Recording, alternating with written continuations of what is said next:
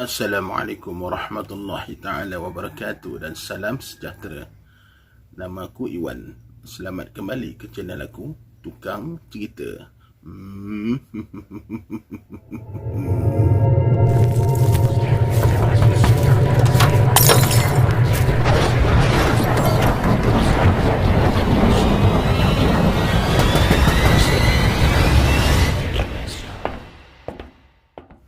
Okay guys, untuk video aku kali ni, aku nak ceritakan lagi pengalaman seram aku ketika memancing. Dalam video aku yang lepas, aku ada ceritakan pengalaman seram aku ketika memancing di bawah jambatan angkir kan.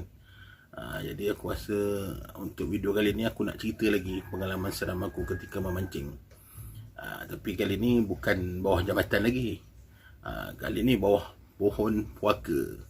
Kalau korang nak tahu apa yang puakanya, tonton video aku sampai habis. Jadi sebelum kita mulakan cerita, macam biasalah, jom kita baca doa dulu.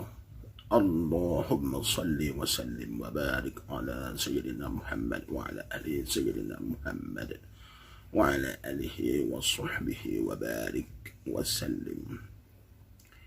Bismillahilladzi la yadurru ma'a ismihi syai'un fil ardi wala fis sama'i wa huwa as-sami'ul 'alim. A'udzu bikalimatillahi tammati min syarri ma khalaq wala hawla wala quwwata illa billahil 'aliyyil 'azim. Amin.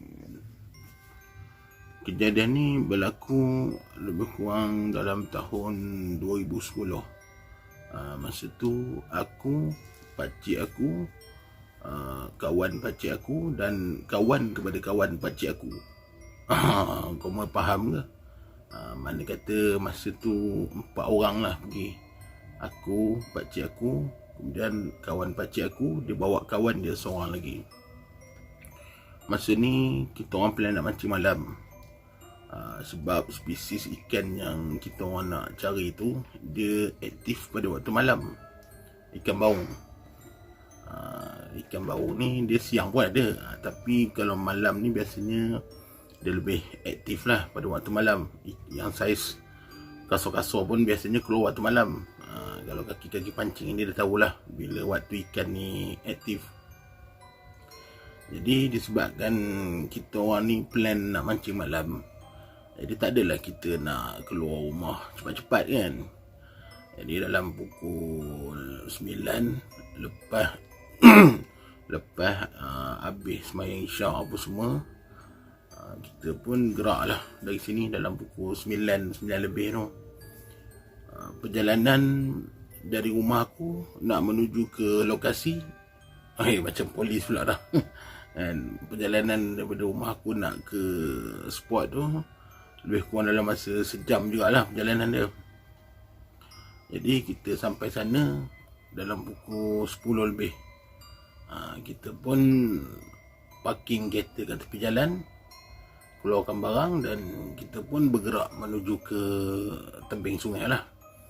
Untuk nak sampai ke tebing sungai tu, kita perlu redah semak samun dulu. Dalam 100 meter ada juga lah kan. Jenuh juga nak redah semak malam-malam buta tu kan. Jadi totek semua dah redah semak semua. Ingat dekat pukul 11 jugalah dah sampai dekat spot mancingnya. Jadi bila dah sampai tu, aku pun terus pilih yang dekat depan mata aku je lah.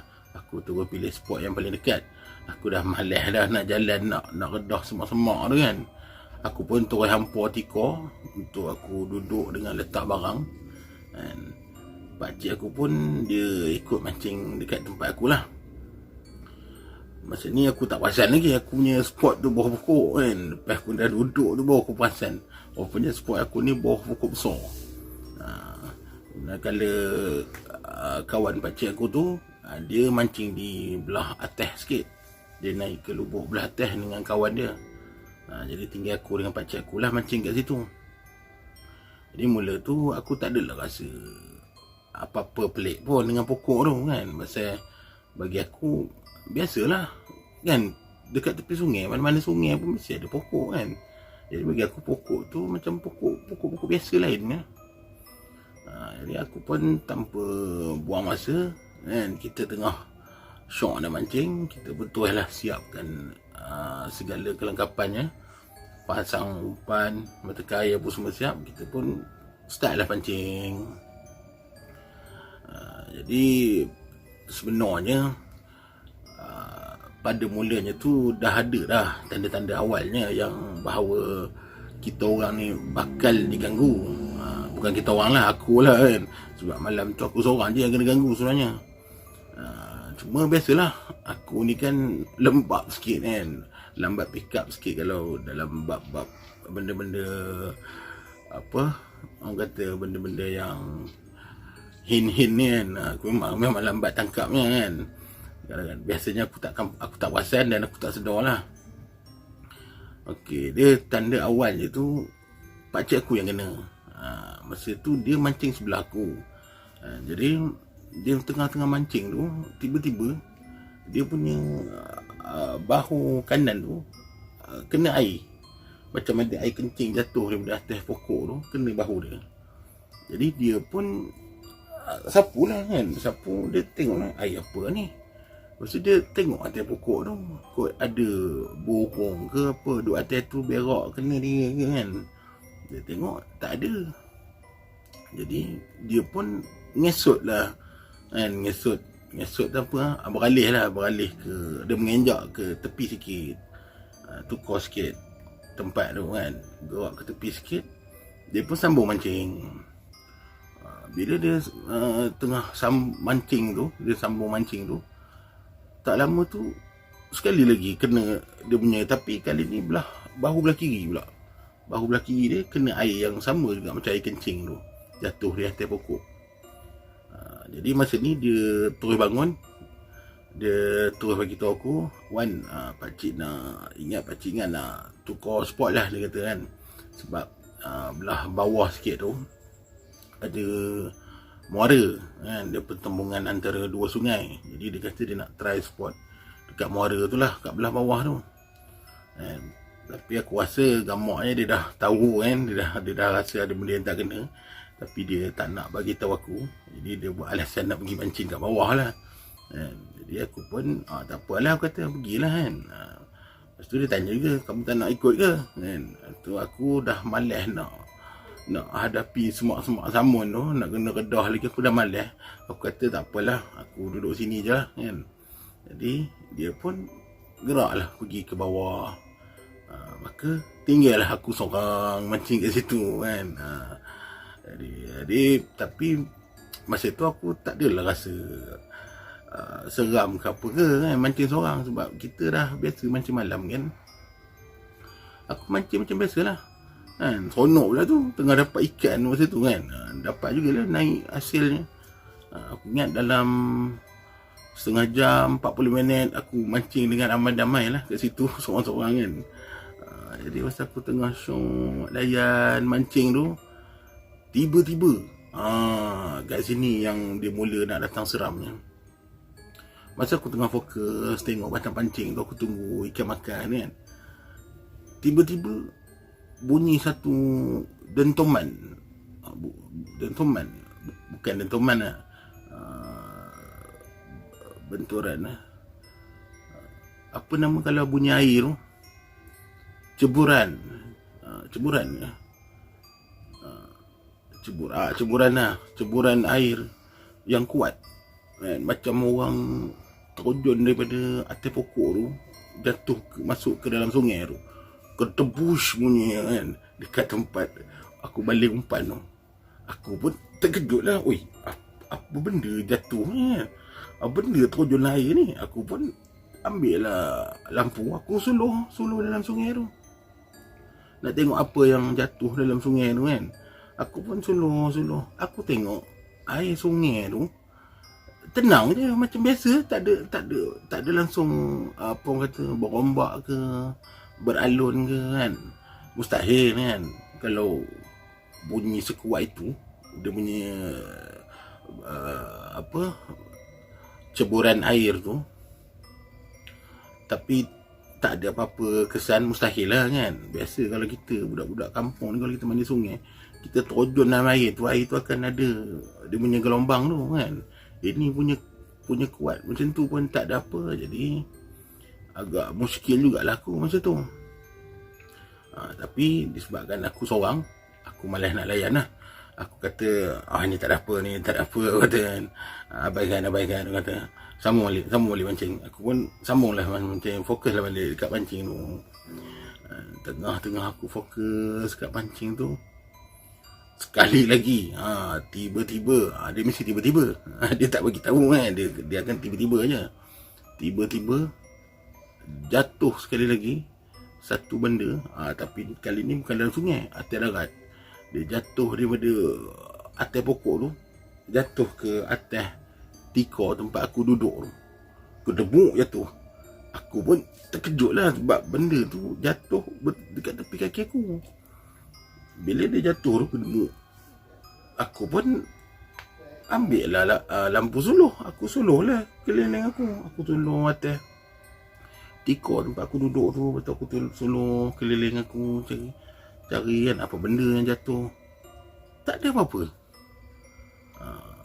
Padahal benda tu besar, lebih kurang besar biji kelapa kan, besar sebiji kelapa tu. Jadi mustahil lah kalau aku tak nampak kan, kalau dia jatuh kat situ. Aku suluh-suluh aku cari memang tak ada. Jadi benda apa ni kata kan. Dah 2 kali dah. Tadi jatuh dalam air kan, yang ni jatuh atas darat pula. Jadi masa ni aku dah tak boleh nak buat, tak tahu dah kan. Masa ni aku dah mula start 5,000 dah start fikir sesuatu lah dalam kepala otak kan. Jadi tapi macam biasalah, aku tetap juga tak nak layan benda ni. Aku tetap juga nak fokus pada mancing aku kan. Sebenarnya masa ni aku dah tak ada mood dah pun nak mancing kan. Tapi sebab aku nak alihkan perhatian aku daripada aku fikir benda-benda yang negatif kan. Sebabnya kalau aku dah start fikir yang bukan-bukan orang, memang aku tak boleh duduk diam lah kan. Kita dah takut duduk situ. Jadi aku tetap juga dengan positive thinking aku kononnya kan. Aku masih lagi fokus pegang mancing. Sekali lagi, kali ketiga, dia jatuh lagi benda yang sama, yang macam yang buah kelapa tadi tu. Tapi kali ni dia jatuh, bukan sekadar jatuh je kan. Dia jatuh atas aku punya tikar tu. Dia siap bergolek lagi, keliling aku. Dia berguling keliling aku ni. Lepas tu hilang. Aku suluh, tak ada apa benda. Sama juga macam yang mula-mula yang jatuh mula-mula tu. Aku suluh apa pun tak ada. Jadi kalau koma tempat aku kan, apa kau rasa masa tu? Aku masa tu memang dah cuak dah kan. Dah takut dah masa tu. Rasa nak tumpah dah kan. Jadi aku pun tak jadi dah nak fokus pada mancing. Dah memang tak boleh fokus dah. Aku ambil pancing aku angkat, aku letak tepi. Aku pun baring atas tikar tu. Aku baring tu, aku letak tangan aku atas mata ni. Aku tak nak tengok apa benda yang ada atas pokok tu. Sambil aku letak tangan aku atas mata tu, aku pun baca lah apa-apa yang doa yang aku tahu kan. Aku baca, tak berhenti. Sampailah aku tertidur kan. Aku tertidur pula kat situ. Tahu-tahunya aku terjaga sebab pakcik aku panggil kan. Dia datang nak minta umpan dia dah habis. Jadi dia datang, dia gerak aku. Wan. Oi, kamu tidur kat sini? Bukannya mancing, tidur pula katanya. Jadi aku pun tak adalah nak bagi tahu dia kan apa yang berlaku kat aku. Aku cuma buat cakap, terngantuk tadi, tertidur kata. Lepas tu aku tengok jam dah dekat pukul 2 masa tu. Aku tengok dia pun bawa hasil boleh tahan jugalah. Hasil dia mancing daripada lubuk bawah tu. Bila aku tengok dah ada hasil banyak tu, aku kata kat dia, udah lah tu kan. Jomlah kita gerak. Nak mancing lagi ke, aku tanya kat dia. Dah ada dah ni, tak payahlah aku kata, jomlah kita gerak. Dia pun kata, okey lah, kalau nak balik, jomlah kata dia. Jadi gerak lah aku dengan dia, panggil member dia yang belah atas tu, turun, kita pun gerak lah balik. berakhirlah aku punya sengsara kan. Bila dah balik tu, mesti kau ingat dah habis kan. Belum lagi. Belum lagi. Untuk aku memang dah habis, tapi untuk orang lain belum lagi. Bila aku balik tu, besoknya tu aku pergilah lepak dengan kawan-kawan aku. Jadi masa lepak tu aku ceritalah, aku pergi mancing kat spot malam tadi tu kan. Aku dapat banyak ikan, dapat udang galah pun ada naik masa tu. Jadi bila member aku dengar ada udang, dia pun nak lah, pasal dia minat mancing udang. Jadi dia kata nak cuba spot tu. Aku pun tunjuk lah, aku bagi tahulah kat mana tempat dia kan. Jadi dia pun pergilah cari dengan kawan dia. Besoknya tu dia pun pergilah mancing kan dengan kawan dia, malam jugalah. Lepas dia mancing tu, besoknya tu dia jumpa aku. Dia pun cerita bagi tahu, "Wan, aku dah pergi tempat kamu bagi tahu tu. Tempat tu memang baik dia kata kan. Ikan memang banyak, udang pun banyak katanya. Tapi Wan, ada kacau katanya." "Ada kacau Wan," dia kata. "Habis semua orang lari, berterabur lari semua. Tinggal pancing-pancing katanya kan. Jenuh nak datang balik kutip katanya. Ikan memang banyak kan, tapi benda tu pun ada katanya." Aku dengar tu aku tergelak lah kan. Aku cuma cakap minta maaf lah sebab aku lupa nak bagi tahu kan. Aku pun kena kacau juga malam aku mancing tu. Cuma waktu aku cerita kat dia tu, aku lupa nak bagi tahu. Aku seronok sangat cerita pasal ikan, aku terlupa nak bagi tahu ada gangguan. Jadi nasib pula kan, bukan aku sengaja nak kenakan dia kan. Jadi itulah ceritanya gangguan di pohon puaka. Mana kata memang puaka betul lah, pasal grup aku pun kena, grup kawan aku pun kena kan. Mana kata memang tu rumah dia lah tu kan. Cuma nyarihnya dia tak menunjukkan rupa lah. Jadi itulah cerita aku untuk kali ni. Aku harap korang terhibur lah dengan pengalaman aku ni. And kalau korang nak dengar lagi pengalaman-pengalaman aku yang lain, and jangan lupa korang like, share dan subscribe. And bagi aku semangat lagi untuk buat video lepas ni. And ada lagi, insyaAllah ada pengalaman-pengalaman lain aku ada lagi. Jadi kalau korang nak dengar, korang tunggu. Jadi sekian dulu daripada aku. Kita jumpa lagi di video yang akan datang, insyaAllah. Assalamualaikum. Tapi sebelum tu aku lupa. Aku nak ucapkan berbanyak-banyak terima kasih kepada korang yang dah setia menonton video aku daripada yang mula-mula sampai yang hari ni. Yang dah like, yang dah share, yang dah subscribe. Aku ucapkan berbanyak-banyak terima kasih. Dan aku doakan mudah-mudahan korang yang support aku ni dimurahkan rezeki, diberikan pahala sedekah oleh Allah Subhanahu Wa Taala. Sokongan korang tu ibarat juga sedekah bagi aku. Untuk kesekian kalinya aku ucapkan Assalamualaikum.